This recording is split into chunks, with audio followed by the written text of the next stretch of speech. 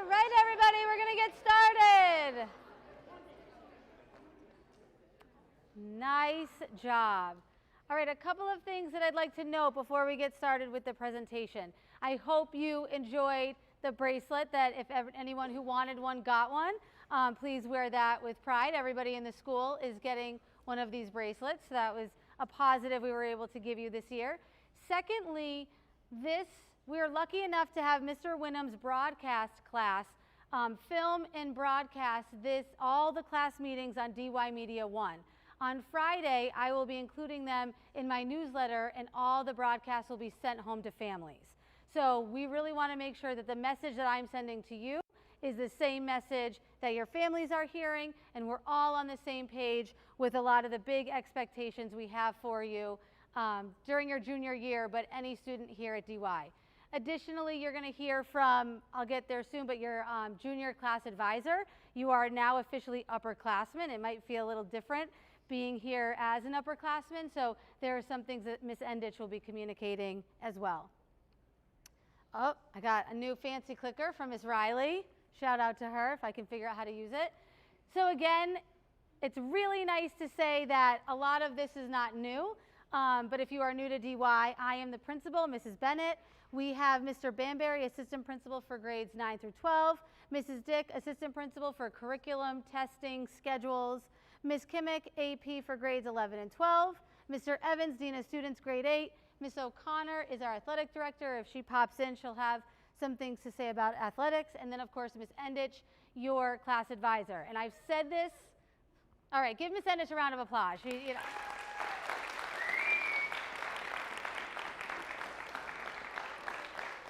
So we talk about this a lot with class advisors and what you guys do as a class and how it benefits you when you graduate, but this is really the time where it's going to start to begin to feel like it's not so far away. You're going to have some incentives as a junior, and it's really going to pay off when you're a senior. Okay, again, you may have already seen this, but I'm going to throw a lot of words at you in slides that look like this because it's really what guides us as staff and students at DY. First is our district core values. This is K to 12. Our district core values is every student and community member at DY will function with equity, dignity, excellence, community, and integrity. Everybody here is dedicated to that, and your DY experience will feel this way. We're breaking it down a little bit further. Here at the high school, we have something called the Vision of the Graduate. This is something that was worked on last year and adopted this year. And this is what every student at DY, all staff are committed to. Every student at DY, by the time they graduate, will be a communicator, a problem solver, an innovator, a community member, and a lifelong learner. So again, this is very abstract thinking, and I'm going to break it down a little bit on how we're going to achieve all of this. But every day in your classes, you should have experiences that help you achieve these 5 words.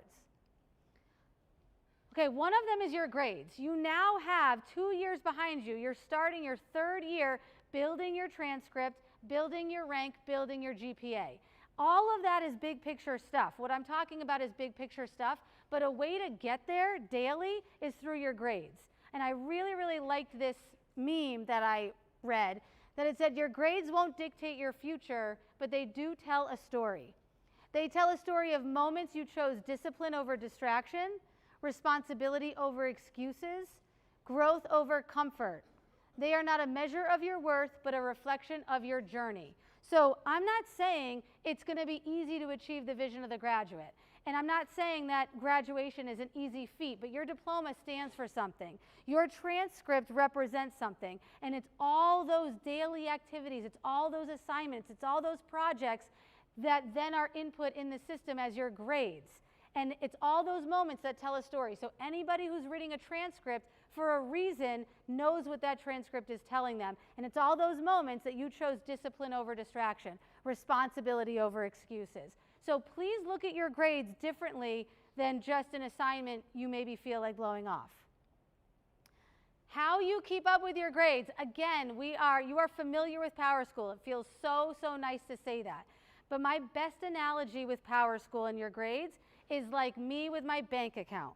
The bank does not tell me when I'm in the red, or I'm spending too much, or I'm in the negative.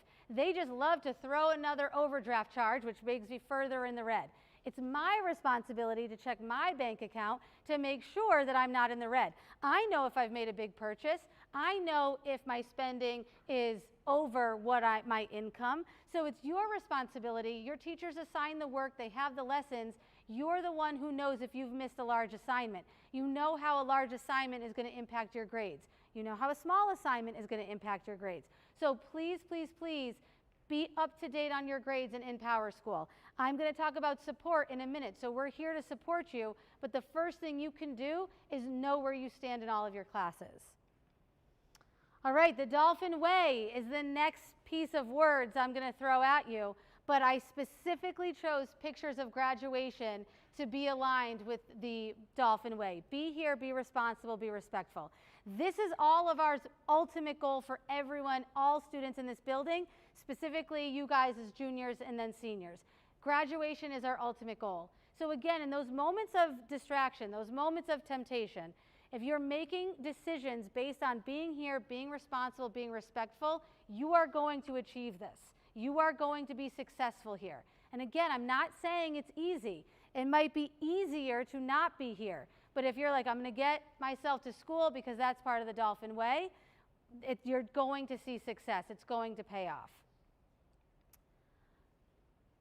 Are we good in the middle? I'm just getting a little distracted, and I have like all this planned out, and I'm just getting pretty distracted, but we're good? Okay, awesome. Thank you guys. Okay, the Dolphin Way. Hopefully you've seen this matrix, but we have the Dolphin Way broken up.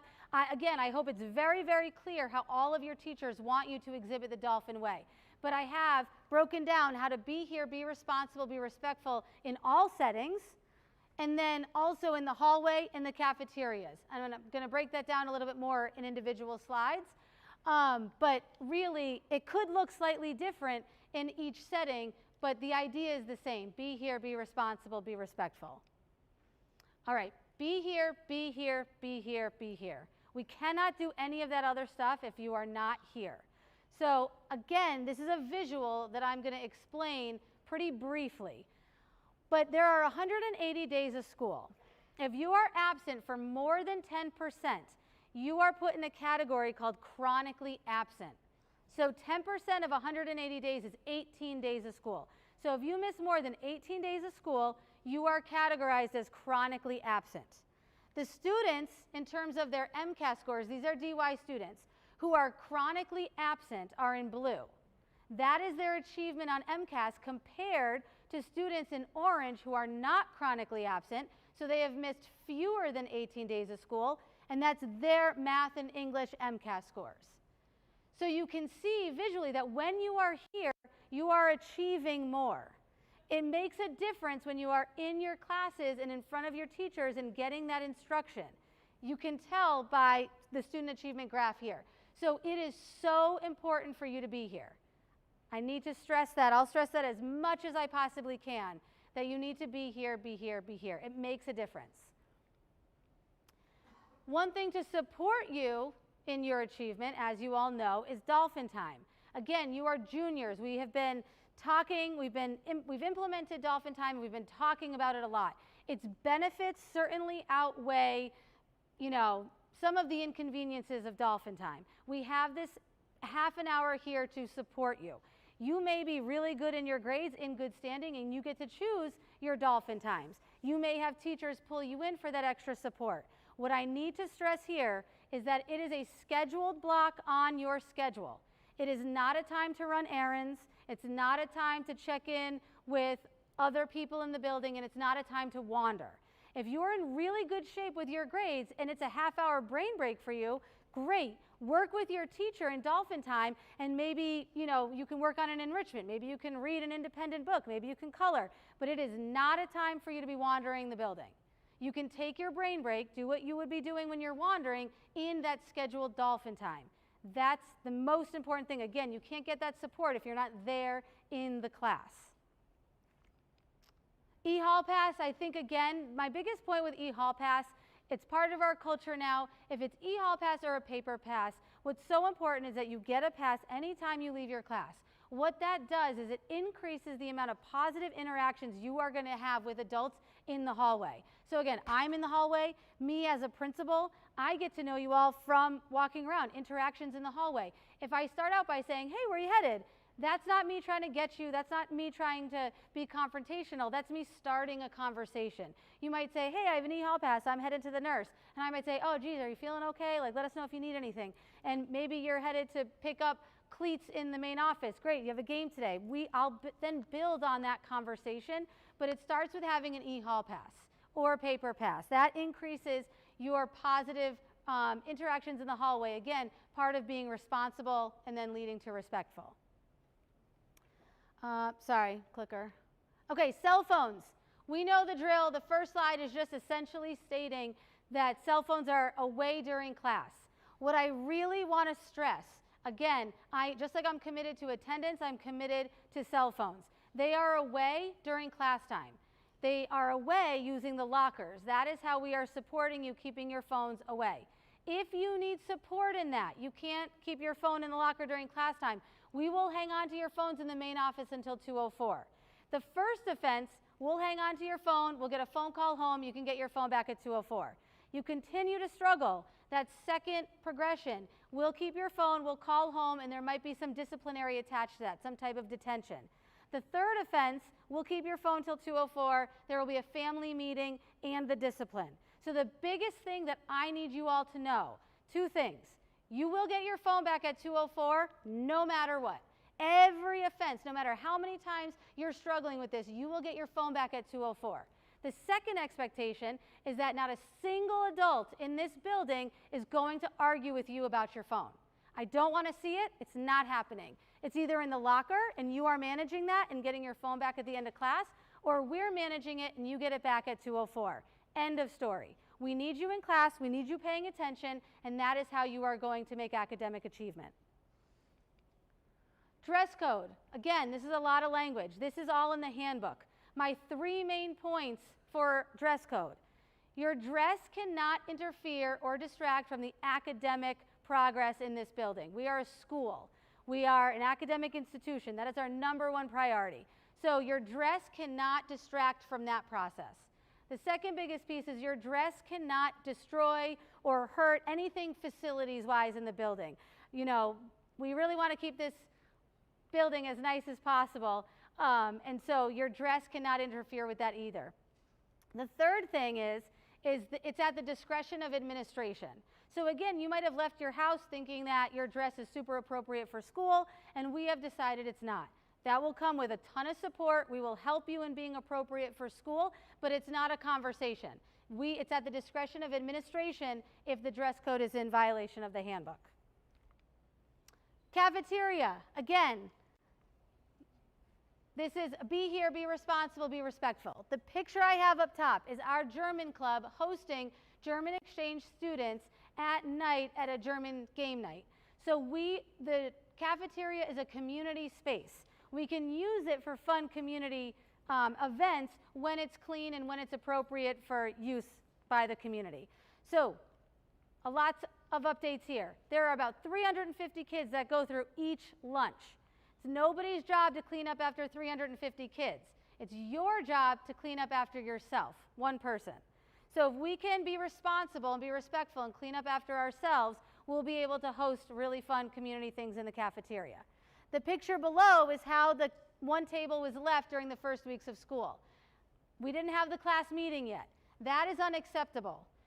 You have to pick up a table that looks like that. Again, if you're going to the bathroom, pick up your stuff beforehand, throw it away, or go back to your table and throw it away. It's not me, it's not mine, it's somebody's. So you got to just make sure you're taking care of yourself and cleaning up after yourself. The third piece about lunch is just like dolphin time, it's 25 minutes where that time is your time. It's your time to be in the caf, it's your time to sit with your friends, it's your time to relax. Please do not get up before the bell. Please do not storm the hallways or the doorways before the bell. You have 25 minutes. Chill with your friends, laugh, tell jokes, tell stories, hang with your friends. It's 25 minutes. You are staying in the caf and as closely seated at your table as you possibly can until the bell rings.